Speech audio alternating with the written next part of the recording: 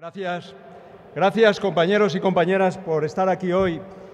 Gracias por vuestro apoyo, por vuestro afecto, por vuestro calor, más que nunca, porque ahora lo necesitamos también más que nunca. Vivimos una situación que hay que explicar. Esto que está pasando no es un chaparrón, que cuando escampe todo va a quedar igual. Esto es más que una tormenta. Es más que una tormenta y cuando pase, que va a pasar, el paisaje va a cambiar. Aquí las cosas ya no van a ser igual y por eso tenemos que tener conciencia de lo que estamos viviendo. Esta es una crisis que tiene su antecedente inmediato, por profunda, en otra que ocurrió hace 80 años. Y aquella Gran Depresión trajo consecuencias no solo económicas o financieras, sino también políticas y sociales. Y cuando pasa una cosa como esta, tan inédita, tan inesperada, tan profunda, tan dramática, pues solo se pueden adoptar dos posiciones. Una es quedarse sentados, convertirse en los guardianes de las esencias, dejar que el tiempo lo resuelva aplicando aquello de que no hay mal que dure 100 años, y la otra es actuar, enfrentar la situación, tomar decisiones, recabar todos los esfuerzos, los humanos, los materiales, en cada momento, porque esta es una crisis mutante, era antes financiera, luego tocó a la economía real, ahora ha vuelto a ser financiera, y se toman medidas acertadas, en algunos casos no, en todos los países. Y eso hay que hacerlo como se está haciendo, es decir, siendo conscientes de una cosa, que todos somos más pobres ahora, todos somos más pobres sin ninguna excepción. Y dos, los socialistas no vamos a dejar a los más débiles tirados ahí en el camino, tirados en la cuneta de la desesperación. Eso no lo vamos a consentir. Y la pregunta es, ¿quiénes son ahora los más débiles? Pues los más débiles son los perceptores de jubilaciones mínimas, los que tienen los complementos de mínimas o los no contributivos. Y los más débiles son los parados. Y no podemos condenar a los parados solo a la solidaridad familiar. En primer lugar, porque no queremos. Y en segundo, porque todos conocemos, alguna familia en la que todos sus miembros están parados.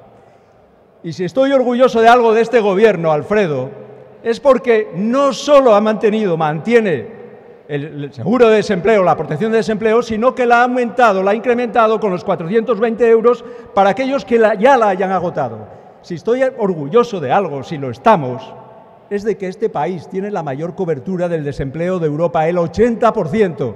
Y eso no se toca, eso no se va a tocar. Todo lo demás sí, por dramático y por duro que sea tocarlo. Y lo hemos hecho, cosas muy, muy difíciles. Congelar las pensiones, algunas pensiones, y reducir los salarios de los funcionarios. Y tengo que deciros que este partido tiene un profundo respeto por los trabajadores públicos, mucho respeto, y que si tienen estabilidad en el empleo es porque se la han ganado, porque se han sacrificado. Pero también es cierto que hay otros colectivos que tienen lo que no tienen los empleados públicos, incertidumbres. Muchos con empleos precarios, que pueden ser mañana desempleados y viven en esa angustia, y otros que ya son desempleados y que viven en la agonía de saber cuándo van a tener de nuevo un empleo. Eso es lo que nos preocupa y por eso se han tomado estas decisiones tan duras y que son más, cuando sabes que frente a estas pensiones públicas que se congelan, hay entidades privadas, bancos, que algo más tendrán que ver que con ellos en la crisis, que jubilan a sus directivos con salarios o con pensiones multimillonarias. Es muy difícil tomar estas decisiones, ha sido muy duro, sobre todo porque estos colectivos no han tenido nada que ver con lo que está pasando y, por tanto, habrá que pensar en otros, en especuladores financieros o en bancos o en promotores inmobiliarios o en directivos de conglomerados empresariales o en grandes fortunas que no solamente tienen más riqueza, sino que tienen bastante más responsabilidad en lo que está pasando en este país. Porque una de las cosas que se nos está intentando transmitir es la idea de que el origen de todo está en el déficit público. Y el déficit público, el déficit del Estado, no es origen de nada, es consecuencia de algo. Este gobierno, compañeros y compañeras, había hecho bien las cuentas. Las había hecho también que hasta hace 2 años, hasta que colapsó el sistema, teníamos superávit público y la deuda del Estado, la deuda pública más baja de la eurozona. Eso es así. No era el Estado, no era el sector público el que se había endeudado, era el sector privado. No es el Estado el que está endeudado, son los bancos, son las empresas y son las familias. Y ese endeudamiento privado es el que ha inducido y el que ha inflado una burbuja que al estallar ha generado paro, y ese paro ha traído como consecuencia más gasto para el Estado y menos ingresos. Es el desequilibrio privado el que ha generado los desequilibrios públicos y no al revés, como nos quieren decir. Eso es así.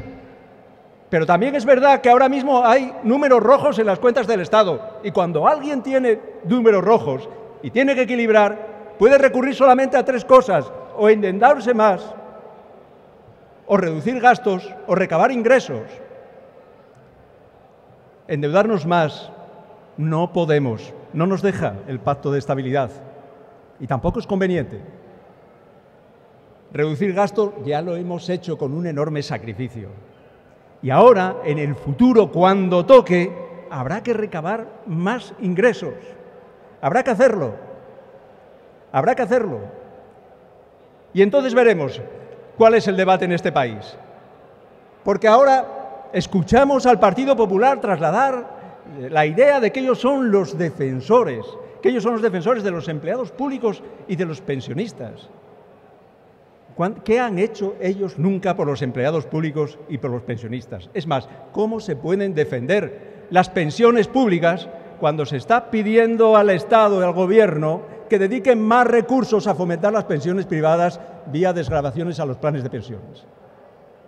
¿Y cómo se puede hablar de proteger, de fomentar, de apoyar al empleo público los mismos que demonizan lo público? Mirad, hace muy poco, unas manifestaciones en una convención que se titula «Cómo renovar el estado de bienestar».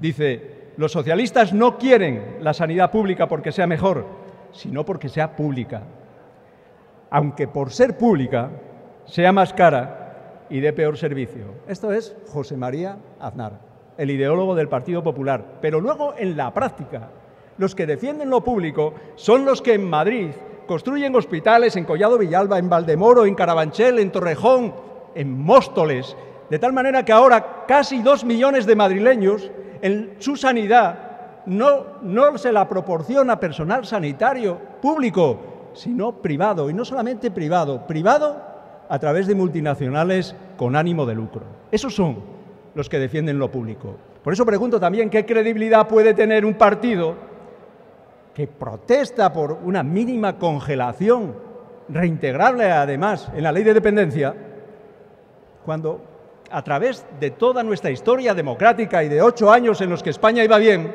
hay que preguntar qué hicieron estos señores, qué derecho social reconocieron en educación, en sanidad, en pensiones o en dependencia. Esa es la cuestión. Es una impostura y hay que reconocerles una extraordinaria capacidad para utilizar asuntos a su favor, cuestiones que conmueven de manera emocional al electorado. Pero cuando los veremos será cuando se plantee aquí, en su momento, porque eso no se puede hacer ahora. Los planteamientos fiscales no se hacen por decreto ley, ni en la ley de presupuestos. Tendrá que haber un debate fiscal en este país, y va a haberlo, y debe haberlo. Y entonces veremos, cuando se hable de impuestos progresivos, personales, directos, a empresas o a sociedades de mera tenencia de bienes, o a las grandes fortunas, entonces sí que veremos cuál es la auténtica naturaleza del Partido Popular. Entonces, lo que veréis y lo que sentiréis serán las voces de los servicios de estudios de los bancos, de las revistas especializadas, de los grupos de expertos, de los sesudos eximios catedráticos y de los opinadores, de los tertulianos omniscientes, sabelotodo, y lo que dirán, yo os lo digo yo ahora, lo que dirán es sencillamente que para que haya empleo, que es lo importante, tiene que haber inversión, y para que haya inversión tiene que haber ahorro. ¿Y quién puede ahorrar? Los ricos pueden ahorrar. Es decir, el mensaje será que lo que conviene a unos, a los acaudalados, es lo que conviene al conjunto de la sociedad. El mensaje será, no lo olvidéis, que para beneficiar a las clases medias y bajas, a las clases medias y trabajadoras, lo que hay que hacer es bajar los impuestos a los ricos. Y yo digo que cuando toque, lo que hay que hacer es lo contrario, es subírselos. Subírselos y, sobre todo, perseguir el fraude fiscal, con más medios, con más recursos, con más decisión, porque, mirad, esta sociedad está dispuesta a hacer sacrificios para que el Estado pueda ajustar sus cuentas, pero a la vez exigimos a ese mismo Estado que sepamos de otras cuentas, que sepamos de las cuentas que demasiados españoles tienen en Suiza o en Liechtenstein o en Barbados o en las Islas Caimán o a lo largo y ancho de todos los paraísos fiscales que hay en este planeta. Eso es lo que hay que pedir al Gobierno.